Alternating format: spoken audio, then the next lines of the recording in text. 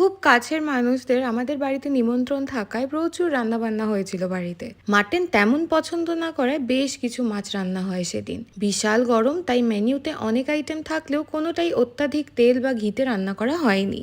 সেদিন ডাল ভাত ভাজার সাথে সাথে শুধু 3 রকম মাছ হয়নি, হয়েছিল চিকেনও। কারণ এক ভাই আছে যে মাছের থেকে বেশি চিকেন পছন্দ করে, তাই তার জন্য আমি রেঁধেছিলাম বাসন্তী পোলাও আর মুর্গ মেথি মালাই। শেষ পাতে ছিল টমেটোর চাটনি আর একটু মিষ্টি না হলেই নয়, তাই ছিল রাবড়ি। আমার মা লম্বা লম্বা করে কাটা পটল, পনির আর নারকল দিয়ে একটা দারুণ ভাজা বানায়, তাই ডালের সাথে তো সেই ভাজাটা থাকতেই হবে। ডাল ভাতের সাথে যদি আবার এরম গরম গরম পমফ্রেট মাছ ভাজা থাকে তাহলে তো আমার আর কিচ্ছু দরকার পড়ে না। কাতলা মাছের কালিয়াটাও মা করেছিল। এই ডিম ভরা বিরাট সাইজের পাবদাটা সর্ষে বাটা দিয়ে রান্না করেছিল আমার বাবা। সবাই খুব ভালো খেয়েছে সবকটা খাবারই, আর সেটাতেই আমরা সবাই খুব খুশি।